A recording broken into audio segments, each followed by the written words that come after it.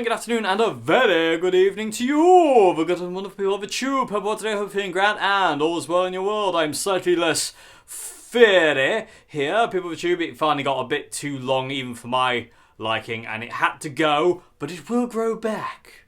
Unfortunately, this won't. Anyway, that's not what this video is about. Today, this video is about the age-old question, do you really need that many guitars? Yes, is the answer. So I've had a lot of people people say why do you have so many guitars? You know, some people are actually curious, some people just want to be a troll. But I'm happy to say most people are just curious, why have you got so many guitars? So the simple thing it boils really down to two kind of main points. One, I love guitars. You know, I love owning and collecting them. I like it. I also like kind of certain guitars that I get will have a certain lifespan with me, where I'll get them and I know I'll eventually sell it. But for that point in time, I have it, if that makes any sense. But I know that certain guitars I own won't be with me till the end of my days. They will eventually move on. But I know for a fact certain guitars I will keep for the rest of my life unless something goes really, really wrong. Which is always a possibility because we know what life is like, don't we, people with tube? Anyway, but yeah, that is one of the things I just love. I love buying guitars. I love getting guitars. I love the looks of different guitars. I love the feels of different guitars. I'm kind of verging into kind of point number 2 here. It's the same as amps though. I mean, I love buying amps. I love buying pedals. You know, as musicians, we all love that kind of thing. So that's kind of number 1. That's the first point, really. That's kind of that's the quick and to the point of what do you need many guitars? I love them. You know, I love the way they look. I love I love looking at them. I can get quite a lot of pleasure out of just looking at a guitar as well. I don't even necessarily have to play guitar to enjoy it. It's really I love them that much. It's crazy, and I'm sure a lot of you out there are the same people as you. So the other point. And this is the most important point. That's kind of important, but this is the most important point of this. Is they all feel different. They all sound different. They all feel different. They all have different voices, personalities. They all have different quirks. And because of that, neither one is the same. I've got a lot of Stratocasters. You know, I've got a lot of Strats, but they're all different. Not a single one of my Strats feels like the other, if that makes any sense. And because of that, they all have different personalities. And because of different personalities, I'll go to a different guitar on a certain day that music wants and requires. Like, for instance, today, music wanted the Oswald Telecaster. Which is weird, actually, because I was going to play a different guitar. But music was like, no, this. And literally, I came up here, turned the amp on. Intro jam just came flying out of that. That was it, you know.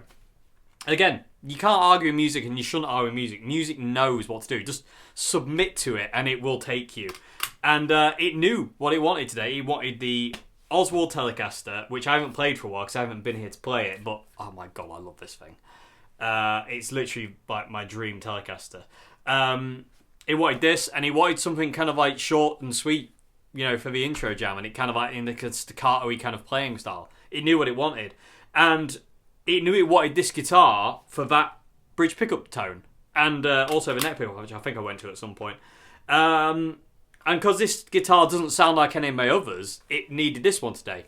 So it's like, if you will, I know this might sound a bit pretentious, people with you, but go with me for a second. It's like, if you will, a painter. And again, I've told it sounds a bit, but bear with me. But it's like having different colours to paint with. You know, it's like that with pedals and amplifiers as well. They're all different colours. You know, I could very happily just play my white Strat to the end of days through my Marshall MG or whatever. You know, I'm quite happy with that. But as much as I love that stuff and my white Strat and everything like that, it is a bit like painting with just black on a white canvas.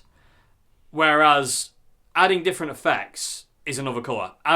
Playing a different guitar is a different colour. And it all adds to the different kind of feels of music, if that makes any sense. Like I say, there's some guitars that I have that do a certain thing really, really well. And there's others that don't do that thing. So give you an example, the Epiphone, the Black Les Paul Custom with the 3 humbuckers. That guitar is probably the best guitar I have for drop tuning. I don't know why, but it's really tight. It's a really tight sound. It beats the Mockingbird, which is crazy, really.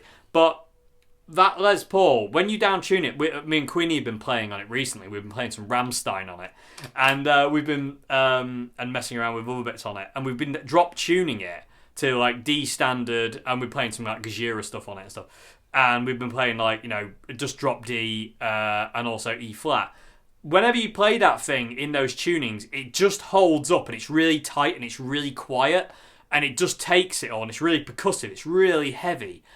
And it's the best guitar I have for that. My other guitars with humbuckers or single coils, they're not as tight sounding as that guitar sounds. So the reason I have that guitar is for that. So, if I really need like a really tight, heavy tone, that's the guitar I would go to. And it'd be invariably the guitar that Music Wide as well, because it knows that's the guitar I have that will do that sound.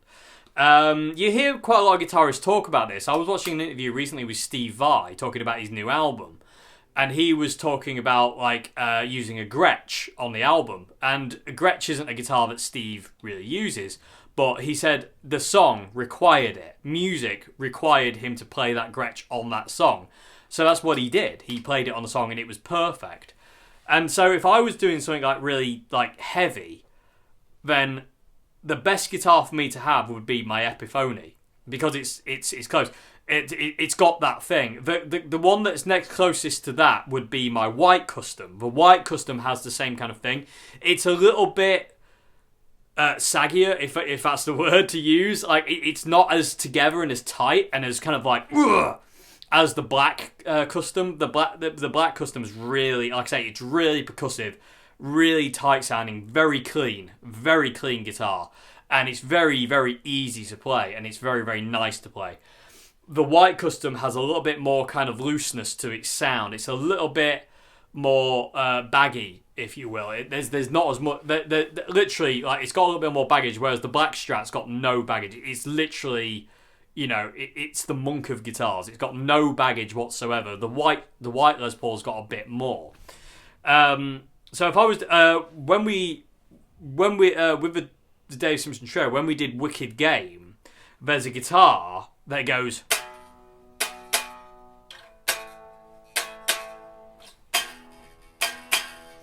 Does that, and it's quite tight, and it's what it's doing is it's backing up Queenie's bass in that bit, and they become one, because Queenie's got a distorted bass in basically the second chorus onwards. Queenie's bass is massively distorted, and I just want it was lacking in something, and music was like it's missing something. It's missing a guitar doing that, just basically mimicking what the bass is doing and just fatting it out. So it immediately went, you need the custom, and the only custom I had at that point in time was my white one, and it did the perfect job anyway. I think the Black Les Paul would have been a bit too tight for that. It needed a little bit of air to it, but music told me to get the White Custom and do an overdub doing that, and literally it just sat so perfectly with the bass. It was unreal. Again, you can't argue with music, but again, if I had used another guitar on that, it wouldn't have sounded that way. It just wouldn't have done. I mainly used the Chapman Pro X for Wicked Game, because that was what the song required. It sounded the sound I had in my head and having in my head for Wicked Game for all these years is the sound of the Chapman Pro X. None of my other guitars would sound that way. If I was to do it on Mr. White or the 62 or the Jet or what, any of these guitars, the Ernie Bully or the Telly, it wouldn't sound right. But as soon as I was messing around one night at Queenie's before we started recording it, because I was trying to figure out what and how to do it. I knew how to do it. I just wanted kind of to make sure, and also I was figuring out the sound and the tuning as well, because I never really kind of settled on a tuning, because it's in D standard. Our version it's dropped a whole tone. I was messing around. I was playing my Pro X, and I was just like, that's the sound. That is literally neck pickup on the Pro X and then bridge pickup for choruses. But that was the sound. And again, none of my other guitars would sound that way, and they won't sound that way. And again, this is the whole purpose of having multiple guitars and loads of guitars. It gives you those tonal options, and it also gives music options as well. Like I say, I've got the Mockingbird for certain things. Funnily enough, I like to play clean, dirty-ish clean on the Mockingbird. I don't really like distorting the Mockingbird, which is a bit weird. But I reckon on the neck pickup of the Mockingbird, it has a blues tone to die for. And it's because it's got the Floyd. It kind of does these kind of like Dave Gilmour shimmery things with a little bit more oomph, and I really like it for that. It's the same as the V. The V to me, wasn't supposed to rhyme, but it does. The Flying V is to me the ultimate blues guitar. One sec, people do. John Frusciante, Jimi Hendrix tears. Can't beat him.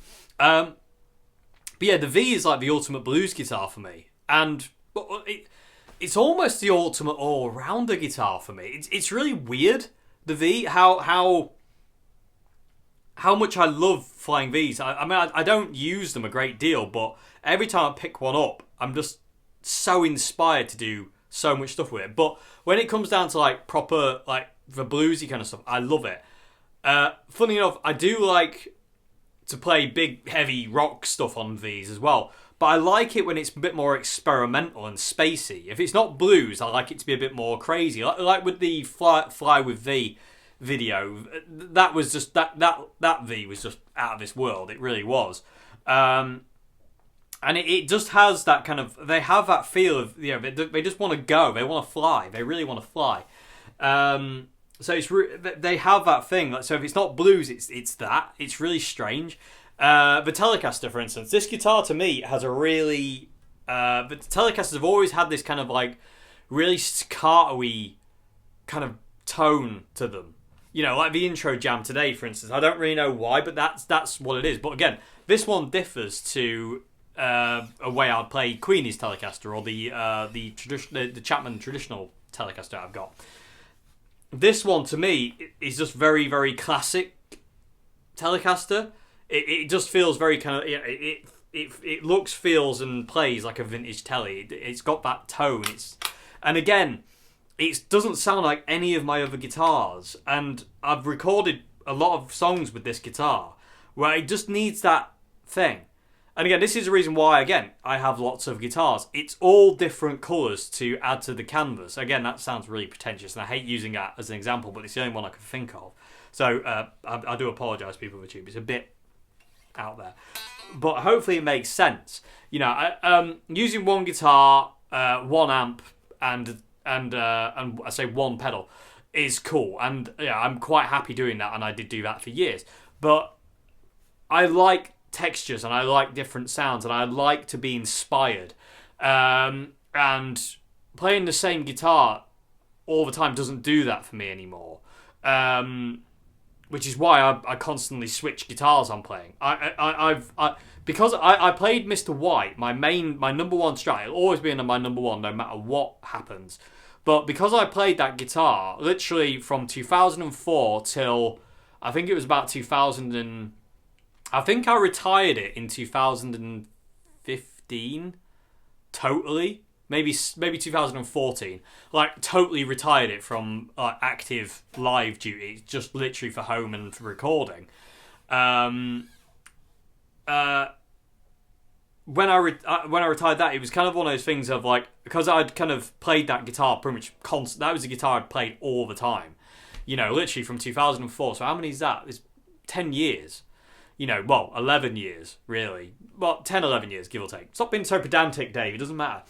Yeah, for about 10, 11 years, I'd played that guitar solely. You know, that was the only guitar I really played. I had other guitars as well, but I very rarely picked them up.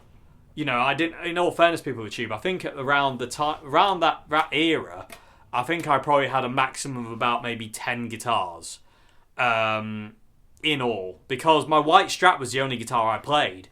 It wasn't until I got my vintage V6s that started to change, and I kind of was looking for. I started to kind of like understand, like, you know, because before that I was kind of like, I just want to play this guitar, but then I got my vintage V6 and realised how it made me play differently, and then I got my other vintage V6 and realised what that let me do, And then I started to kind of delve into playing my other guitars more instead of just sticking to my white Strat. And I started to play my Les Paul and started to play kind of different style guitars and stuff like that. And I was like, oh, I get it. It's just different things. And again, all my guitars, like for instance, all my guitars are different in what I can and cannot do on them as well. There's things I can do on this guitar that I can't do on the Ernie Ball here or on the Jet here. But there's things I can do on the Jet that I can't do on these two. And then there's things on the Ernie Ball that I can't do on these two. And funny enough, the guitar that probably lets me get away with literally doing anything is my Gem. The Ibanez Gem. That guitar is probably the only guitar I have where no matter what I do, no matter what style, no matter what I want to do, I can do it on it. There's no limitations on that guitar whatsoever, which is really weird. Which again is one of the reasons why that guitar will never leave me. It's just got literally no limitations, and I don't really know why that is, but it is that way. Because even my white Strat has certain limitations because of certain things it does. It's certain quirks and personality traits that guitar's got. This has got quirks. The Ernie Ball has, the Jet has, my acoustic there has, all my guitars have little quirks and personality. They're very human, they have flaws, certain things that they cannot do because of the way they are, whereas the Gem doesn't have those. The Gem doesn't seem... Well, the only flaw the Gem has is it's got 24 frets, which isn't a flaw. It's just the way it's designed, really. But it's a flaw to me because I don't like the way where the neck pickup sits. I much prefer it kind of like sitting a lot more forward to get the neck pickup sound. It's not the biggest deal in the world, but it kind of does tonally nag at me a little bit. But nothing major. But again, any style I want to do, the Gem just lets me do it, which is creepy. And I know a lot of people are saying, well, why don't you just play that guitar all the time, man? Because, again, same reason as before. It's just painting with black. Fair enough, I can do lots of different styles on it. And it's got like, all the personalities inbuilt into it. But it's not my white Strat. It's not my 62. It's not the Jet. It's not this guitar. It's not it's not my acoustic. It's not the Ernie Ball here. But again, I like variety in guitars. I like the way different guitars feel. And again, certain guitars will inspire certain things on certain days that others won't. So say, for instance, if you're sat down one day with your guitar and you're just playing it and you're like, nah, it's not really there today. And then you pick up another guitar and then it's like, oh my God, there it is. It's literally that. I remember Chris Novoselic from Nirvana saying about Kurt Cobain that if Kurt got a new guitar... Because Kurt loved going around pawn shops and buying like cheap, old, battered up and bruised guitars. It's like, it's something we have very much in common. Chris would say that would be like another 6 songs right there. Because it would inspire him to sit down and play. And all of a sudden you got brand new songs coming out of it. And certain guitars will inspire different styles in you and also inspire different voices in you and different... chord progressions, moods, all sorts of stuff. Just having one guitar that will just do what it does, if that makes any sense. Like, unless it's a freak like the Gem. It's not a freak, but you know what I mean? It's a gorgeous freak, because it's just weird. I don't understand the Gem. And the same, so weird enough, people with you, but the same thing happened with the Pia. When I played the Pia in Anderton's, it was one of those guitars where I was like, why is that just letting me do whatever I want? It was literally just kind of like, go for it. What about this? Yeah. It was weird. It was really creepy. And my Gem is no different to that. And every Gem I've played is the same. And I don't get that one. But I like it nonetheless. But again, it's one of those guitars. The Gem's, like I say, a guitar that I would go to if something was difficult or I just wanted to be relaxed playing. I would play the Gem. And again, it inspires a certain thing, and also I again, because it's so relaxing to play, it's nice to relax with. It's nice to just kind of like sit and drift with. But again, I couldn't play it all the time because of I just love variety and different personalities of guitars. Having one guitar is cool, but I just like the difference in sounds, and I think this goes for kind of anything really. It's like my friend John Joe, the drummer in the trio, he's got multiple drums and multiple cymbals and snares because, like I say, it's variety. It's just different colours. Queenie's got different basses and different sounds on her pedal board, and different amps as well. And again, it's just all it's all adding to kind of like to constantly kind of like pushing you not only as a musician but like just kind of like pushing you in every direction. If that makes any sense. I don't know if that makes any sense. But yeah, they help to drive you, and they can inspire you. Funny enough, Queenie's actually downstairs now playing with 2 new pedals she's just bought. One's like a delay and reverb, and one's like a reverb, and it's got like backwards effects. So she's away with that. But it's massively inspiring. Like I said, I don't think I could just go back to just playing one guitar because I like the feel. Well, maybe in the future, I don't know. I don't know where I don't know what the future's going to hold. But at this point in time, I love having lots of guitars because I love the way it feels to go from one to the other, and also to be kind of like oh, that's not working today, but this one is. It's the same as amps. I'm playing through the CR120 again now. I'm back home, and I plugged into my black CR120 the other day when I got back here, and I was just like. And I love it. And it's weird enough, that one sounds totally different to my actual orange CR120. That one's a lot brighter.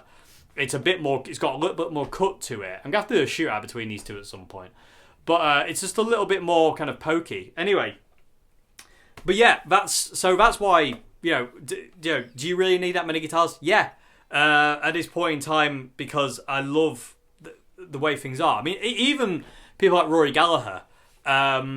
In the studio would use multiple different guitars. Rory had a pretty expansive guitar collection. Live, he would just use his 61 with the Gretsch Corvette or the Fender Music Master or the Coral Sitar and his Telecasters, his Esquires, and he got his Resonator and his Martin. But in the studio, there'd be all sorts of guitars. He had a Strat of humbuckers. He's got some weirdo ones. He had a JB Hutto Airline, the Jack White guitar. He had all these kind of different guitars for different textures, different colours. Just sticking to his Strat in the studio wasn't enough. He wanted a different sound, which is why even in the early days, Rory would switch from his Strat to his Telecasters, for different things. The only guitarist I can think of off the top of my head that literally plays one guitar and one guitar only and has really only ever played one guitar. Just solely is Brian May with Red Special. Obviously, he used a Telecaster. I think it was Fat Bottom Girls. I think he used a Telecaster for. They kind of talked him into it, twisted his arm to play a Telecaster. And I have seen him play a Stratocaster, which is really weird. But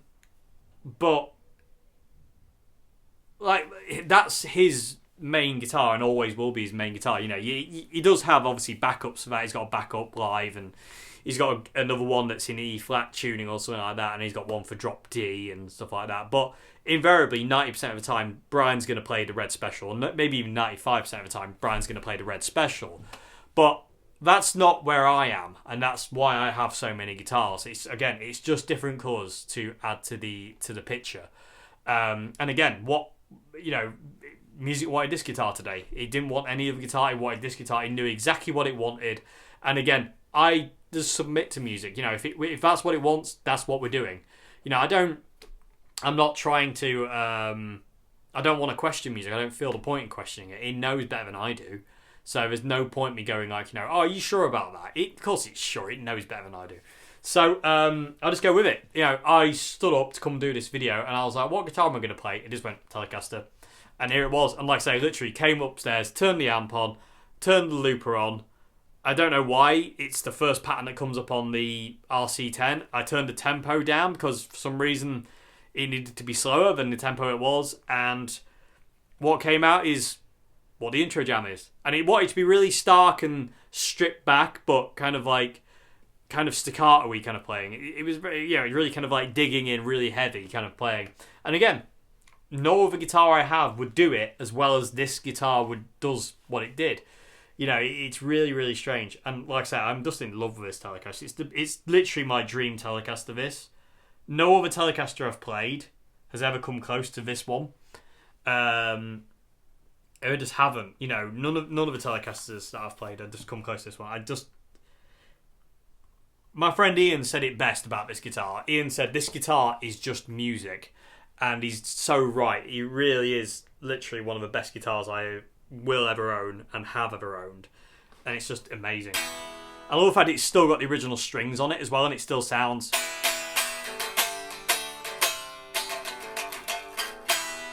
mean, I don't remember when I got this. I think I got this in like 2018, and it's still got the same strings that Nick put on it. It's still got the Diodoro. Like the string furrows back here are just full of dust. Literally, like the ball ends are basically buried in dust. They're just full of it in there because, like I said, I've never changed the strings. There's never been any need. I've never broken them. That's mental. That is crazy. But anyway, that's why I have loads of guitars. I know some people don't think that way, and that's totally cool. But that's why I have so many guitars, people tube. Like I say, it's just different colours. It's why I like loads of effects. Well, loads of effects. I don't really use that many effects, but it's why I like pedals. You know, I love pedals. It's why I like running amps clean. I like to get things from pedals. I almost prefer the sound of pedals than I do to the sound of amps. You know, it's like 60-40, you know, towards pedals than it is amps. I mean, I love amplifiers. I really do. I like, you know, these beasts here and the beast you saw over there. But like I said, I do love pedals. Like, you know, like pedals like the Mel 9. As soon as I got the Mel 9, it just took things to another place where I wanted it to be, and certain other effects that I've used in the past, I'm like, whoa, where are we going with that one? But I love it. You know, the RC10, you know, the looper with the drum patterns on that have done certain things, you know, that I wasn't able to do before, and I love that. And again, they're all different colours. They're all different colours. So yeah, do you need that many guitars? Yes. Why? Hopefully that's why. I hope that made sense, people at Tube. My brain's now going, that made no sense at all, Dave, whatsoever. But hopefully it did. Hopefully there was something in there that kind of like, you know, that explains why I've got so many guitars. And, you know, and again, I love guitars. You know, I love them. All shapes, sizes, yeah, you name it. If it's got 6 strings on it, I'll play it because invariably I'll know I'll love it. I have to go a long way to find something I don't like. I really do. And again, in this day and age, people at Tube, we're so spoilt for choice. You know, with stuff's so good in this day and age, it's really hard to find the bad. I mean, there are bad. I mean, like I say, there are certain amps that I just do not like, and you won't see on this channel because I don't really like the sound of them. You know, I'm not going to name any names, but like, you know, there's certain amp companies that are just like, nah, it's not for me. And again, it's not through the lack of trying. I've tried I've tried a lot of their stuff.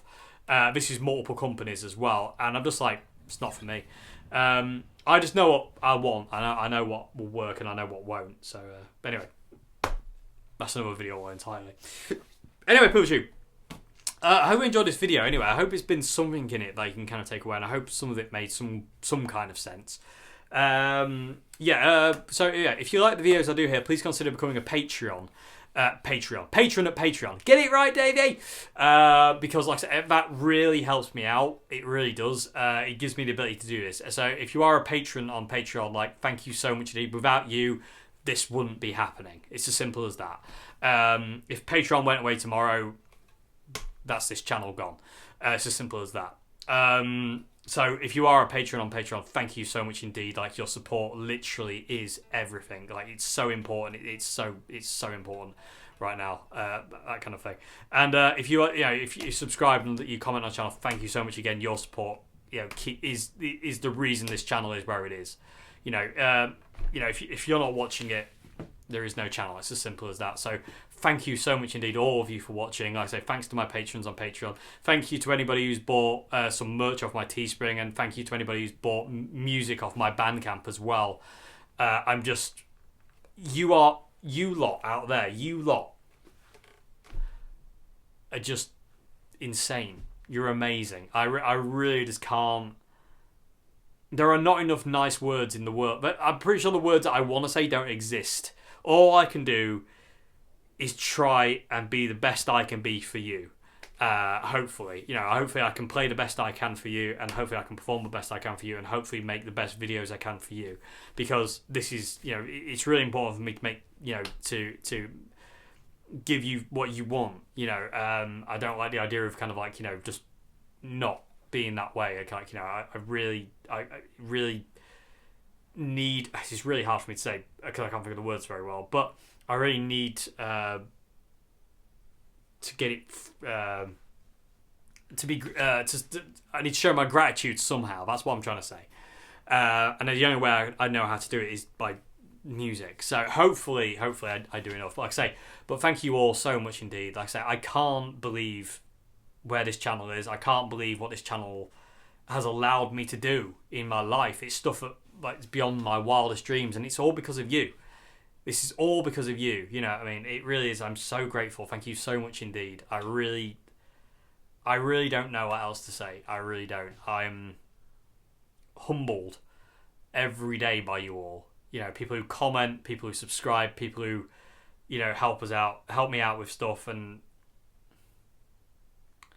like I say, thank you so much indeed, every single one of you. Like I say, it really means the world to me, and I'm so grateful. Thank you very much indeed. So, on that note, PeopleTube, thank you very much for watching. I'll see you again on Wednesday for A&Q. Until then, have a great morning, afternoon, good evening, and I hope this video made some kind of sense. Goodbye now. Thank you very much indeed for watching.